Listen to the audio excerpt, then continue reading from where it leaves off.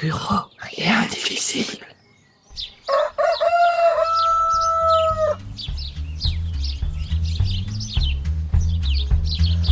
On existe, on résiste. Tu vois, ça va mal, je pense. Bon, je vais...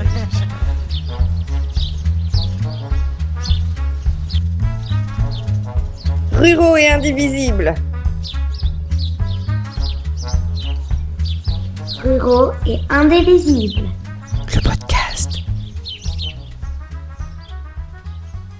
Salut Hugo, ici c'est Delphine des Indivisibles Ruraux ou des Ruraux et Indivisibles. Et donc nous sommes aujourd'hui avec toi parce que tu fais partie d'un collectif qui s'appelle La Caserne Bascule.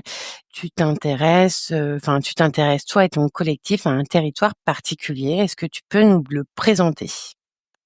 Salut Delphine et salut à tous et tous, merci de me recevoir ici.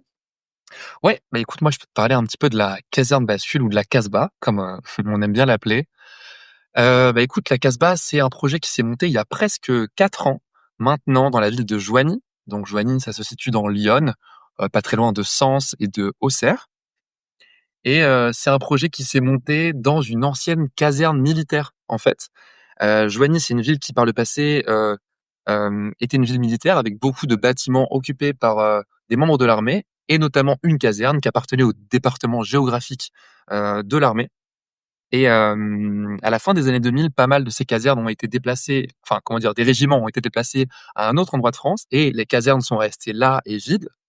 Donc, des grands bâtiments vides et pas mal de copains qui, dans les années post-Covid, cherchaient un territoire pour aller se poser pas très loin de Paris, pour trouver une vie rurale, plus dans le local et pour amorcer des projets de transition concrets, ont pu être mis en contact avec donc cette mairie et ces bâtiments vides pour y installer un projet collectif qui maintenant va fêter du coup ses 4 ans, un projet dans lequel on peut faire plein de choses. Donc il y avait l'aval de la mairie, vous avez des liens très clairs avec la mairie de Joigny ? Le projet s'est un petit peu construit parce que donc les copains cherchaient des bâtiments dans lesquels installer ce projet de tiers-lieu écolieu, et la mairie, elle, au même moment, était bien contente de recevoir des propositions dans des bâtiments dont elle n'avait pas lucidité, et dans une période où elle avait aussi envie de redynamiser sa vie associative, sa vie culturelle, et voir débarquer une petite dizaine à l'époque de bénévoles, militants qui avaient plein de bonnes idées pour mieux manger, créer une vie culturelle sur le territoire, ça a été une belle aussi opportunité pour elle d'accueillir ces énergies sur le territoire, et donc de nous louer le bâtiment.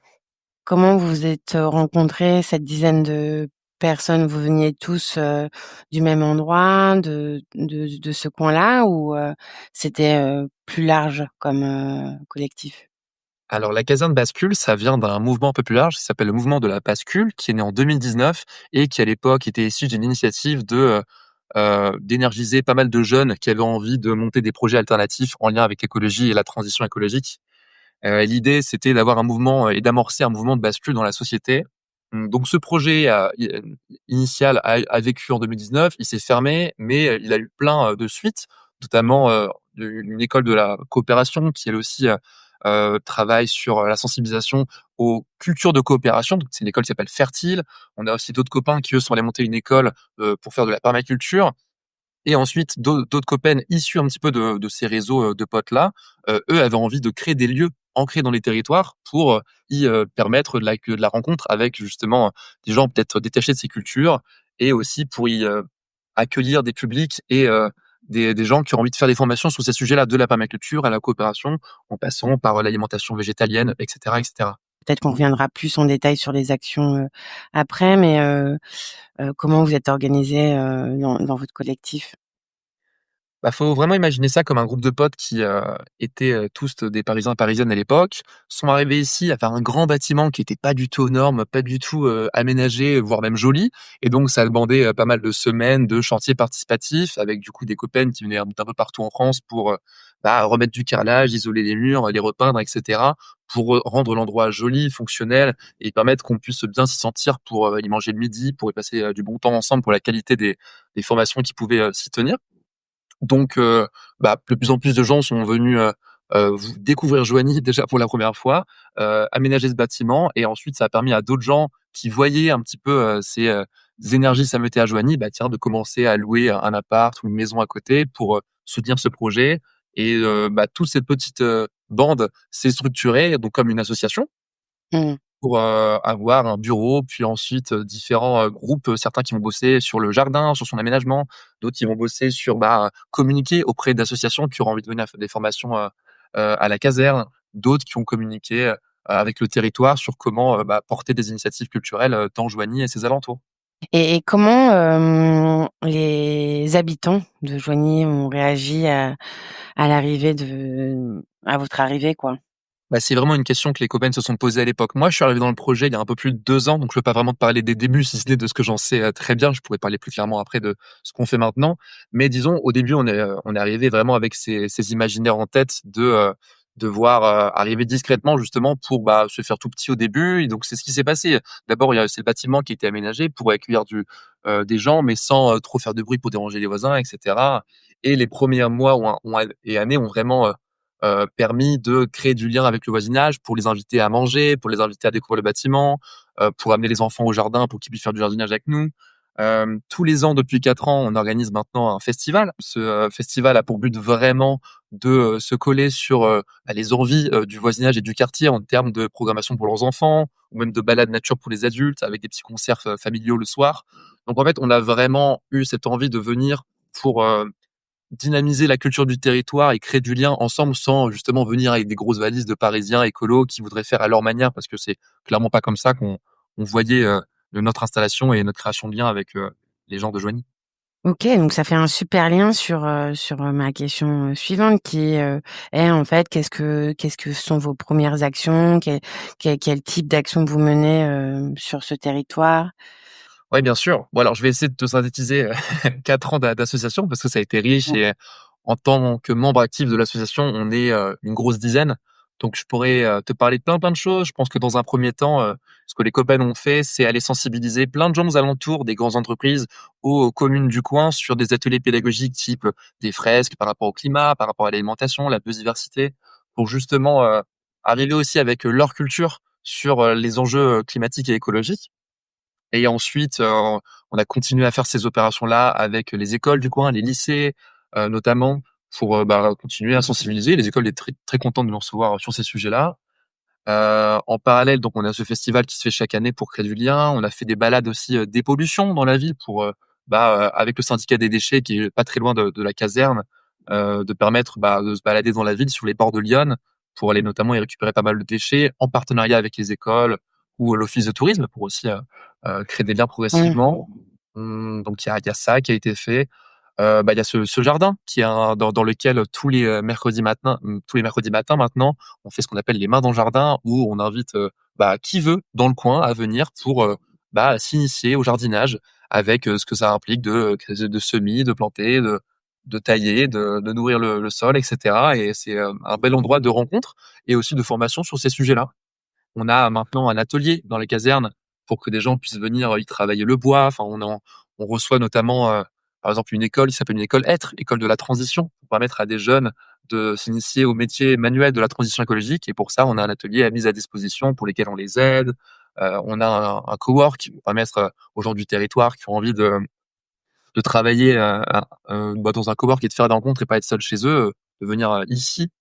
Bah, voilà, je peux te lister pas mal de choses. On est aussi, on a créé des partenariats avec, la Croix-Rouge, avec les Restos du Cœur pour les aider à faire leur distribution alimentaire. En ce moment, on travaille pas mal avec, bah, ça fait un peu liste à l'après-vert, mais j'ai plein de choses à dire donc Et juste pour que, on resitue bien, Joigny, c'est une ville, il y a combien d'habitants, alors, Joigny, c'est une ville de 9 000 habitants. C'est l'une des plus grandes villes du département de l'Yonne et l'une des seules villes, de l'Yonne, parmi les villes un peu moyennes du territoire, qui a sa mairie à gauche. Donc, dans un territoire, qui est quand même pas mal occupé par la droite et surtout l'extrême droite, c'est un des derniers bastions de gauche dans lequel, en fait, bah, le maire était très content, du coup, de recevoir cette association et dans laquelle il y avait déjà une vie associative et culturelle qui existait depuis, quelques années et qu'on est venu, nous, renforcer pour, bah, maintenant qu'on puisse, bah, par exemple, depuis 2 ans, on a un café associatif qui a été monté, par pas mal de copains du territoire qui, permet aussi d'avoir d'autres lieux de rencontre que, la Casbah. sur, la ville. Vous avez des relations finalement avec, les pouvoirs, publics, locaux, les associations, locales. C'est vraiment, tout un j'ai l'impression, hein, d'un réseau énorme qui s'est scellé et moi j'ai toujours un peu, dans ce que j'évoquais tout à l'heure sur le clivage qu'il peut y avoir avec les locaux, versus, les pas locaux. Moi, ce qui m'intrigue un peu, c'est, le côté permaculture, jardin et cetera. Souvent, les locaux, ont la culture, du potager depuis longtemps que, Bah, notre jardin, heu c'est un sacré sujet parce que c'est la face la plus visible de notre projet, parce que c'est celle qui est pas derrière des murs. Donc forcément, c'est celle qui est le plus sujet à commentaires et c'est vrai qu'on a déjà eu quelques commentaires de voisins, voisines qui disaient qu'ils trouvaient pas particulièrement joli, très bien entretenu parce qu'on a forcément aussi cette appétence pour le vivant qui se rempart de certains espaces. Donc oui, c'est pas le jardin le mieux tondu, du quartier. Bah, moi, les copains d'association qui s'occupent du jardin le font vraiment avec beaucoup, de soin et aussi vraiment une envie d'en faire un espace de rencontre et pas du tout un espace où on donne des leçons à d'autres. Donc souvent, c'est plus, «Ah bah tiens, vous êtes venus, mercredi, pour, le jardinage, bah déjà bienvenue. Qu'est-ce que vous avez envie de faire? Est-ce que vous voulez vous balader? Est-ce que vous voulez aller vous occuper de telle plante ou venir nous aider sur d'autres projets qu'on a déjà?» Il y a pas vraiment cette dimension, heu comment dire? De posture haute où on viendrait apprendre aux gens comment faire, mais plutôt, d'en faire un espace de rencontre et de propositions sur comment est-ce qu'on voit, ce jardin.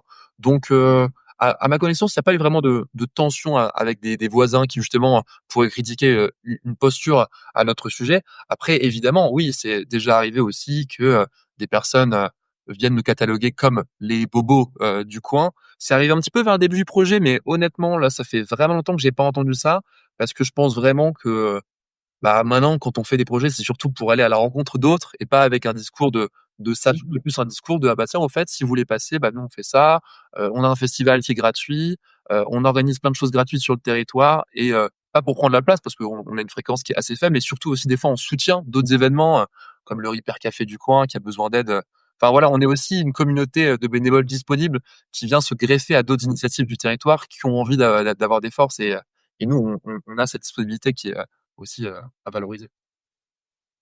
tu disais que, c'est vous étiez un petit bastion de gauche, enfin la ville en tout cas. Il y a vous avez des, rapports des fois avec, le RN, avec des militants qui traîneraient, ou pas franchement et tant mieux? Bah, à ma connaissance, non. À Joigny, j'ai, rarement entendu parler d'histoires de militants RN qui, viendraient prendre, une place désagréable pour d'autres. Non, honnêtement, bon, on a eu le sujet l'année dernière forcément des élections, législatives, où du coup une belle partie de Joigny venait discuter de ces élections et cetera, mais jamais, j'ai senti le RN, très présent dans les espaces, en tout cas pas dans les espaces dans lesquels moi je suis, donc j'ai pas eu d'écho de ça. Mais par contre, c'est oui, c'est arrivé, c'est arrivé de forcément quand on allait discuter avec des maraîchers, au marché ou à d'autres endroits, de tomber sur des personnes qui, elles, votent pour l'extrême droite. Mais justement, on y, enfin moi en tout cas à chaque fois que j'y vais, c'est dans une envie de comprendre leur projet, de me demander pourquoi l'extrême droite a réussi à gagner du terrain dans cet endroit-là. Et justement, bah, par exemple, ça fait aussi 3 ans maintenant qu'ont lieu des états généraux des agricultures alternatives à Joigny, qui rassemblent des chercheurs, des chercheuses, des maraîchers, maraîchères de toute la France. Plein d'autres personnes qui pensent ces sujets-là pour, réfléchir à comment aménager différemment notre territoire par rapport à nos enjeux d'alimentation et notamment, vis-à-vis de ces enjeux-là. Donc, tu vois, il y a aussi des réponses qui viennent, sur, certains types de populations qui ont pu, se laisser tenter par l'extrême droite, et qui maintenant, peuvent, avoir des espaces pour discuter de ces sujets-là sans les lier forcément à la politique, mais à des enjeux plus Mmh concrets mh. pour eux, d'alimentation, d'économie et cetera, quoi. Et en termes, hem de d'anecdotes drôles, marquantes, que vous auriez à partager, un souvenir fort de mobilisation, une grosse fierté, du collectif. Est-ce que tu aurais quelque chose de particulier à me partager? Dans la caserne, nous, on aime bien, justement, essayer un petit peu de sortir de nos costumes un peu traditionnels de postures dans lesquelles on doit être sérieux, et cetera. Donc souvent, quand les gens viennent à la Casbah, on aime bien leur proposer autour d'un repas de venir se déguiser pour justement ne pas se prendre au sérieux et rigoler tous ensemble. Et c'est déjà arrivé effectivement de voir le maire passer à l'anniversaire de l'association et qui se prête au jeu de se déguiser. Donc c'est toujours marrant d'avoir le maire qui, euh, qui mange avec nous pour fêter l'anniversaire ou qui passe à notre assemblée générale et qui a un chapeau hilarant sur la tête. Donc ça, c'est toujours rigolo à voir. Ah, est-ce que tu aurais, toi, des conseils pour développer un collectif, pour faire que le collectif fonctionne? Parce que, a priori, le vôtre, c'est quand même une grosse réussite. Vous auriez, enfin, tu aurais des conseils ou un message à faire passer pour ce genre de démarche collective? Enfin, d'après ce que je comprends, il y a beaucoup d'éducation populaire derrière vos activités. Est-ce que tu aurais des tips à donner, à part de s'entourer des meilleurs éléments possibles et imaginables? J'ai pas de conseils magiques à donner. Moi, ce que je constate quand même dans notre projet, c'est qu'après quelques années, que plein de personnes soient venues s'installer dans Joigny pour prêter main-forte au projet. Nous, on compte plusieurs dizaines de personnes qui maintenant font partie de ce réseau associatif et qui restent, qui ont trouvé du travail localement et qui en même temps continuent à s'investir dans le café associatif ou d'autres endroits.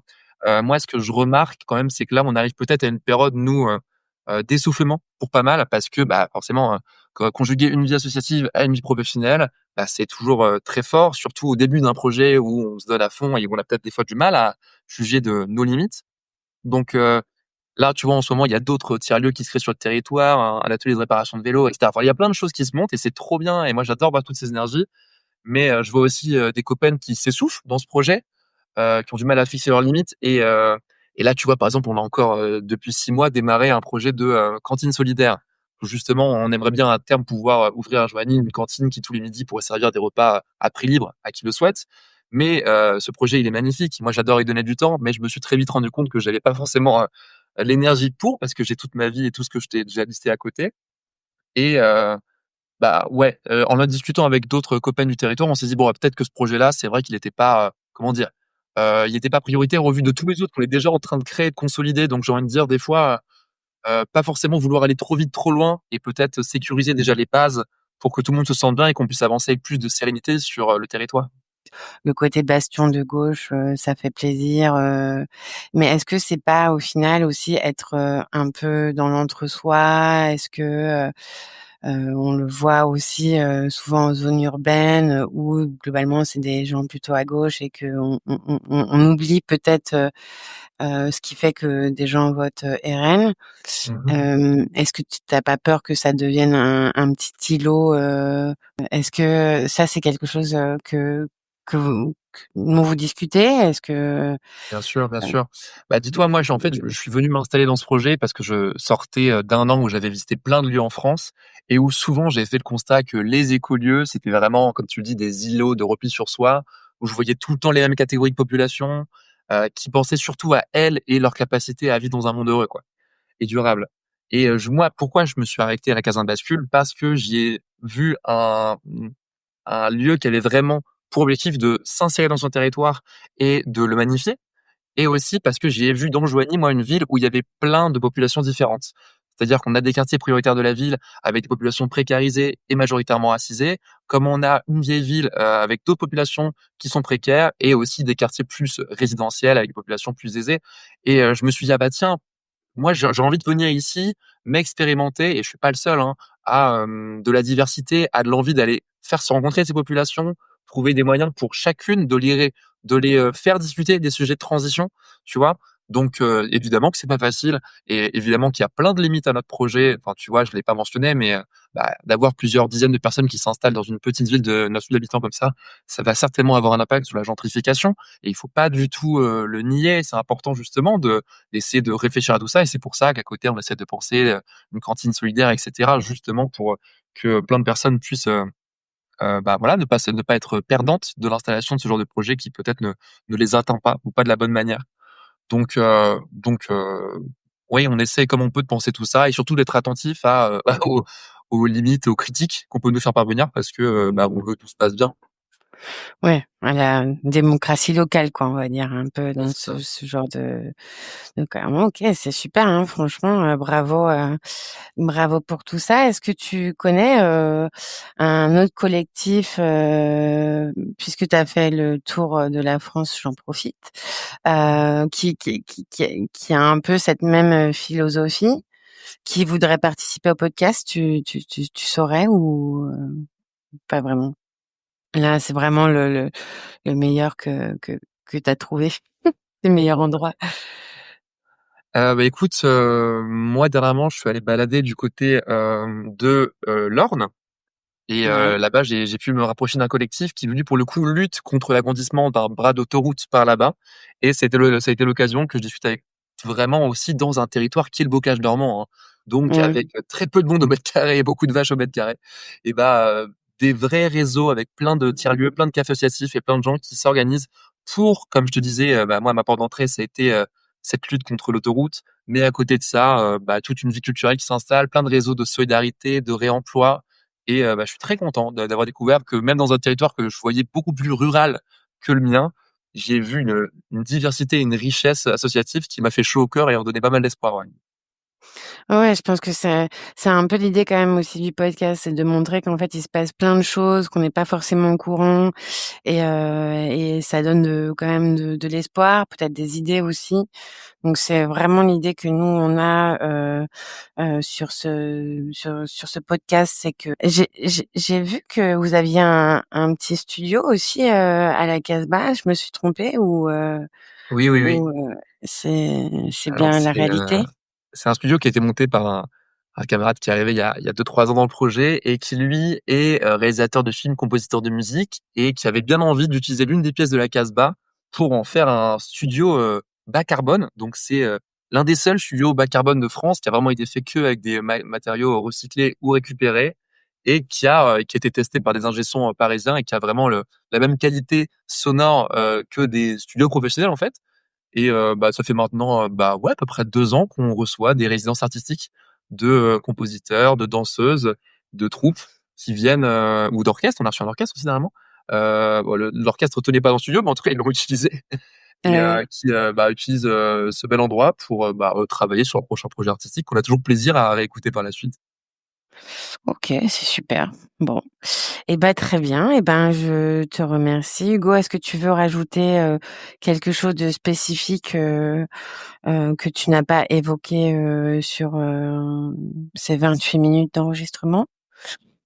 Bah, là, tu m'as lancé sur plein de sujets, donc je pourrais, durer très longtemps, mais ouais, j'ai peut-être envie de revenir sur un point, sur lequel, j'ai pas envie aussi qu'on pense que la Casbah est vraiment arrivée sur Joigny et a tout fait démarrer, tout fait exploser. Il y avait déjà des gens avant nous, mais je pense aussi que la Casbah est arrivée là parce qu'il y avait déjà un écosystème qui existait, mais qui était naissant et que ça a été peut-être le bon, accélérateur à un moment pour que maintenant il y ait une vie associative, d'autant plus riche et moi, j'ai aussi beaucoup de reconnaissance pour, bah, maintenant des camarades que je croise souvent qui sont retraités et qui eux des décennies faisaient déjà plein de choses sur le territoire pour avec de l'Educ-Pop, sensibiliser tout le monde donc je leur fais un gros coucou d'ici aussi. Dac. OK. Ben, merci Hugo. Alors, comment on peut vous suivre vous, la Casbah? Vous avez un petit peu, un site internet, Alors un on a un compte, site internet, la caserne bascule, point quelque chose, je sais plus trop quoi. On a aussi un compte Insta, c'est majoritairement à travers, ces 2, voies-là que vous pouvez nous suivre et si vous tombez sur le site internet, vous pouvez aussi vous abonner à l'infolettre qui vous permettra prochainement d'avoir des infos sur nous, ce qu'on fait et peut-être, pourquoi pas, des bonnes occasions de passer nous voir. D'accord. OK. Mmh. Merci Hugo et ben, à très bientôt aux auditeurs pour un prochain épisode. Merci. Delphine, ciao. Vous faites partie d'un collectif ou d'une organisation engagée en milieu rural et vous souhaitez partager votre expérience? Contactez-nous sur les réseaux sociaux, sur le compte des Ruraux et Indivisibles.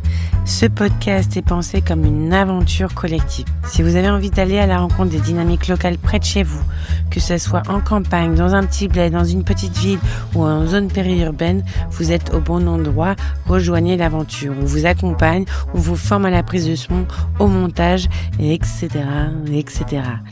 L'idée, c'est de créer un réseau d'initiatives sonores rurales pour faire entendre les voix de celles et ceux qui s'organisent partout sur le territoire.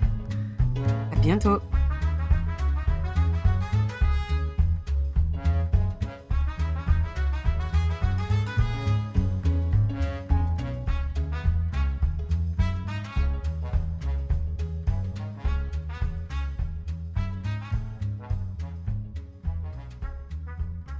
Vous venez d'écouter Ruraux et Indivisibles, le podcast.